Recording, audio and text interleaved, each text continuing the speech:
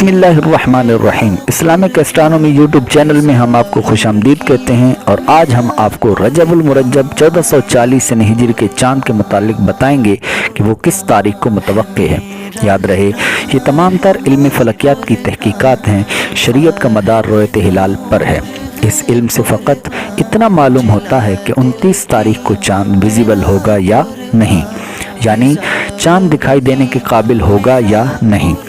Video शुरू करने से पहले अगर आपने अभी तक हमारे इस्लामिक एस्ट्रोनॉमी यूट्यूब चैनल को सब्सक्राइब नहीं किया तो अब कर लें और राइट साइड पर मौजूद बेल के आइकन को प्रेस कर दें ताकि आपको हमारी हर नई आने वाली वीडियो वक्त पर मिल सके।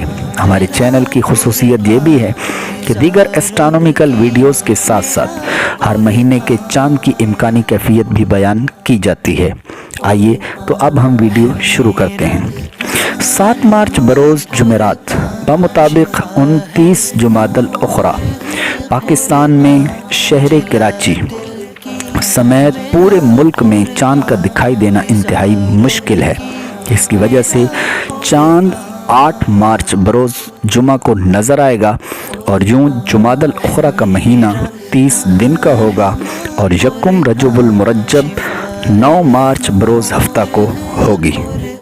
इसकी तफसील कुछ इस तरह है कि रजबुल मुरज्जब के चाँद की पैदाइश 6 मार्च बरोज़ बुध को पाकिस्तानी वक्त के मुताबिक रात 10:18 पर होगी और कराची में गुरूब आफ्ताब के वक्त चाँद की उम्र यानी मून एज 20 घंटे 18 मिनट होगी और कराची में सूरज 6:36 पर गुरूब होगा और इसके बाद चाँद 7:17 पर गुरूब होगा, यानी चाँद सूरज गुरूब होने के तकरीबन 41 मिनट बाद गुरूब होगा और इस तरह चाँद 41 मिनट तक उफ़ुक़ पर मौजूद रहेगा।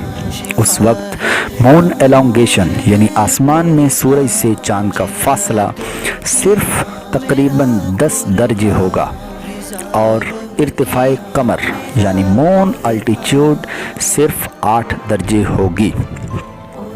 इन तमाम तर अवामिल की रूह से 29 तारीख को चाँद का नज़र आना फलकियाती लिहाज से मुश्किल है। लिहाजा अगर चाँद 29 तारीख को नज़र ना आया तो यकुम रजबुल मुरज्जब इंशाअल्लाहुल अज़ीज़ 9 मार्च बरोज़ हफ्ता को होगी। अगर वीडियो पसंद आए तो लाइक करें और दोस्तों को शेयर करें। वस्सलाम।